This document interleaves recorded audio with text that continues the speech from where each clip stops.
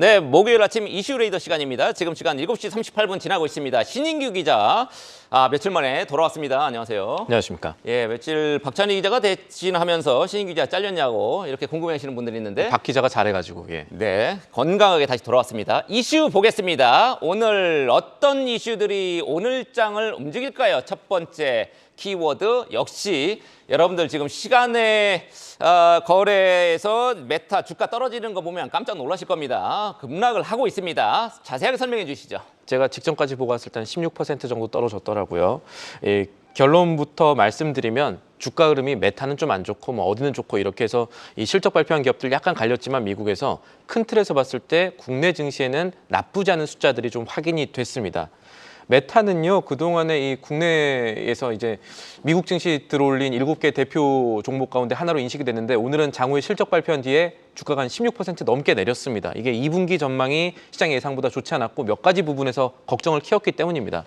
그동안 실적 발표할 때마다 내놨던 숫자들 몇 개를 안 놓기로 했거든요. 뭐 활성 유형자 수나 뭐 이런 것들이 있었는데 1분기 순이익도 사실 나쁘지 않았는데 이게 왜 좋았냐? 마케팅 비용을 줄이면서 나온 효과라는 사실도 시장의 기대를 떨어뜨리는 요인이 됐습니다. 그리고 메타와 함께 국내 반도체주 오늘 심리 짐작해 보려면 조금 전에 나왔던 세계 3위 반도체 장비 업체 램리서치의 실적과 전망 살펴볼 필요가 있겠습니다. 램리서치는 실적 발표 이후에 주가가 좀 떨어지긴 했지만요. 국내 투자자분들이 살펴볼 숫자들은 사실 그렇게 나쁘게 나오지 않았습니다. 2분기의 매출도 시장의 예상보다 높은 38억 달러 수준으로 예측을 해냈습니다. 지금 우리 신 기자 얘기를 들어보니까 메타 실적 자체는 뭐 나쁘지 않았다. 물론 이제 가이던스, 2분기 매출 가이던스가 좋지는 않았습니다만 맞습니다. 램 리서치도 마찬가지고 그런데 IBM도 마찬가지입니다. 지금 막 실적을 내놨는데 셋 다 하나같이 주가가 시간의 거래에서 급락을 하고 있거든요. 맞습니다. 국내 증시에는 좀 부정적인 영향을 끼칠 가능성이 있지 않습니까? 어떻게 보세요? 원래는 보통 여기가 떨어지면 우리도 떨어지겠지 보는데 세부 지표들이 조금 우리가 알아야 될 것들이 있더라고요. 그거를 함께 말씀드리겠습니다. 오늘 장이 어떻습니다 라기보다는 이런 것들도 있구나 한번 보시면 좋을 것 같은데 메타 실적 하나하나 따져보면 본업에서 잘못한 게 맞습니다. 맞는데 미래 먹거리 찾기나 투자는 계속하겠다 이런 얘기들이 나오고 있거든요. 투자를 하기 위해서 마케팅비를 줄인 듯한 느낌까지 주고 있습니다.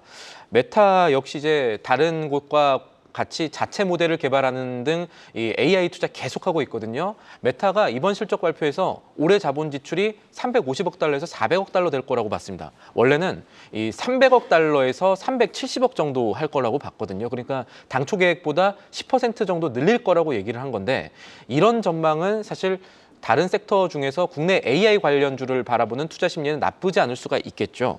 그리고 또 하나 살펴봐야 될 것. 램리서치는 실적 발표에서 역시 고객사들이 AI를 통한 혁신을 가속화하고 있다는 점을 재확인했고요. 그리고 오늘 필라델피아 반도체 지수 1.06% 상승 마감했습니다. 어제 텍사스 인스트루먼트가 반도체 전망 좋게 보면서 관련주들을 굉장히 많이 들어올렸지 않습니까?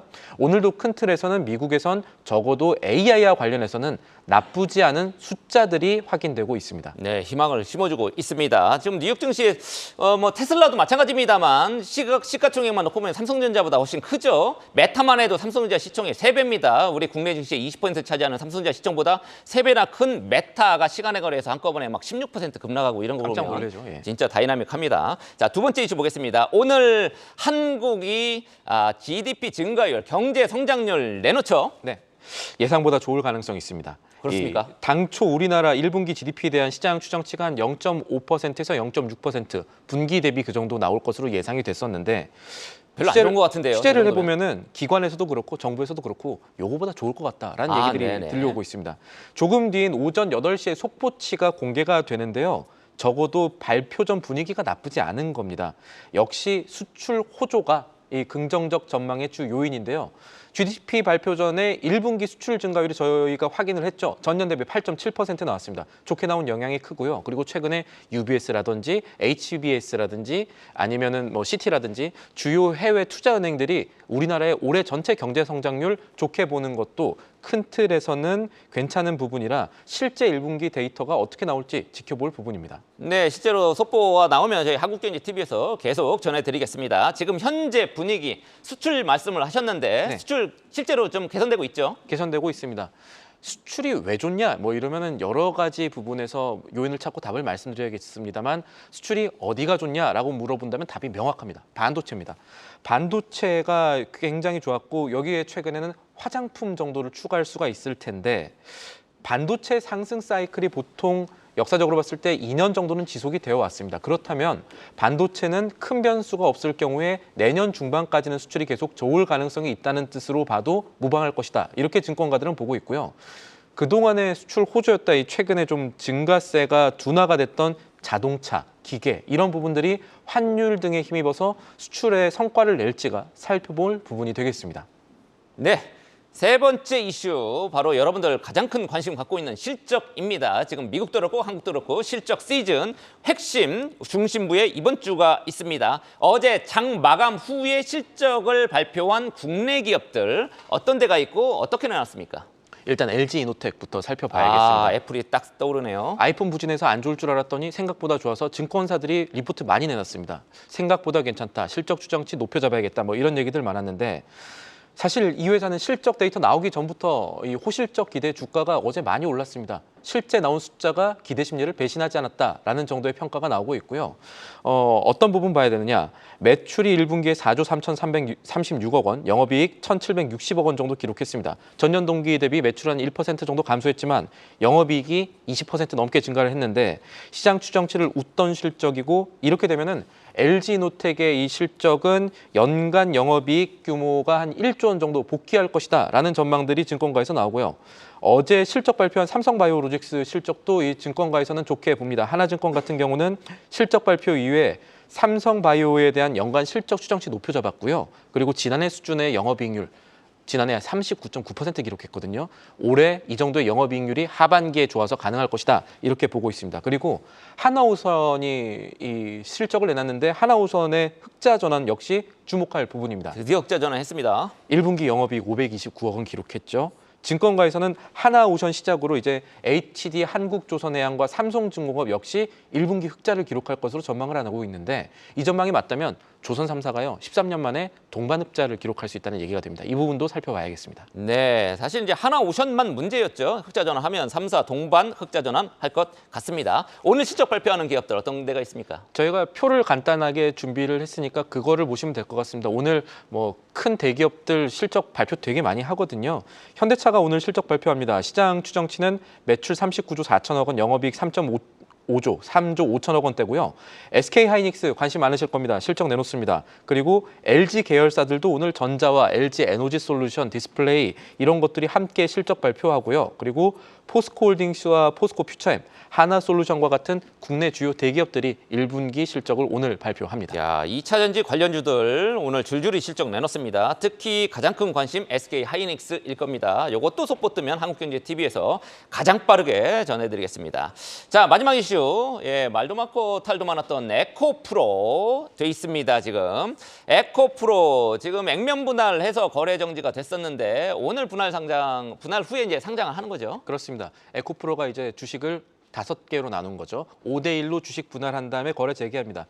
거래 직전에 주가가 51만 7천 원이었으니까 아마 10만 원 초반대로 장을 시작할 것인데 주식 분할한다고 해서 기업 가치가 바뀌는 것은 아닙니다. 기업 가치가 바뀌는 건 아니지만 한 주에 이제 몇십만 원 넘어가던 에코프로는 한때 150만 원 넘어가던 주식이었으니까요. 이런 주식들이 분할을 하게 된다면 이제 일반 투자자분들에서는 이 정도로 싸지면 나도 한 주 정도는 가질 수 있겠지라는 생각을 하실 수가 있겠네. 이렇게 되면서 일반 소액주주분들이 조금 더 들어올 수 있는 환경이 됐다 정도가 시장의 통설이라고 생각하시면 되겠습니다.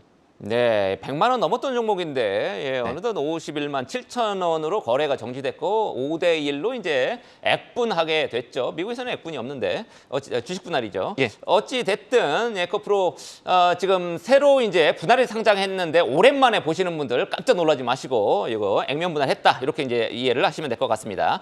액면 분할을 사실은 이제 미국에서 지금 주가가 너무 많이 뛰어서 계속 나오고 있습니다만 주식 분할이 나오고 있습니다만 한국에서도 그렇고 미국도 그렇고 보통 액분하면 주가가 뭐 상승합니까? 어떻습니까? 사실 액면 분할 혹은 미국에서는 액면가가 없으니까 주식 분할 이거 한다고 해서 주가가 무조건 오른다 혹은 무조건 떨어진다 이건 아닙니다. 주식 분할이 주가 상승을 담보하지 못하는 건 아까 말씀드린 대로 주식 가치가 본질적으로 변하는 건 아니기 때문에 그렇습니다. 이 주식 분할과 함께 투자자들을 끌어들일 수 있는 요인이 혹은 이 시장의 흐름이 있어야 주가가 올라가겠죠. 해외 사례들을 좀 보겠습니다. 미국의 월마트 같은 경우는요, 주식 분할을 한 이후에 사상 최고가를 경신을 했습니다. 지난 1월에 주식 분할을 했었죠. 그런데 월마트 같은 경우는 이 주식 분할을 자사주 매입과 연계를 했습니다.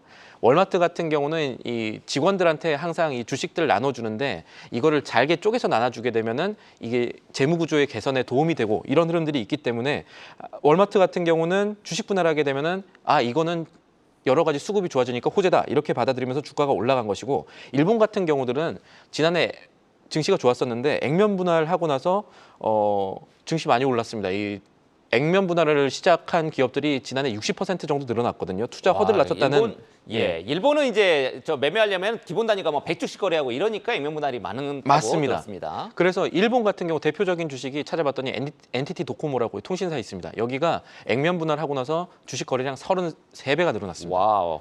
근데 이제 우리나라 같은 경우는 올랐다가 내려가는 흐름들이 사실은 아까 말씀드린 자사주 매입 프로그램이든가 연결되지 않았기 때문에 흐름을 조금 더 지켜봐야 될 부분은 있긴 합니다. 네, 그렇군요. 삼성전자는 분할 후에 한 달간은 주가가 하락세했다 이런 자막도 나오고 있네요. 네, 지금까지 신인규 기자와 함께한 이슈 레이더였습니다. 계속해서 다양한 경제 이슈를 알고 싶다면 구독과 좋아요, 알림 설정 부탁드립니다. AI 캐스터 권미정이었습니다.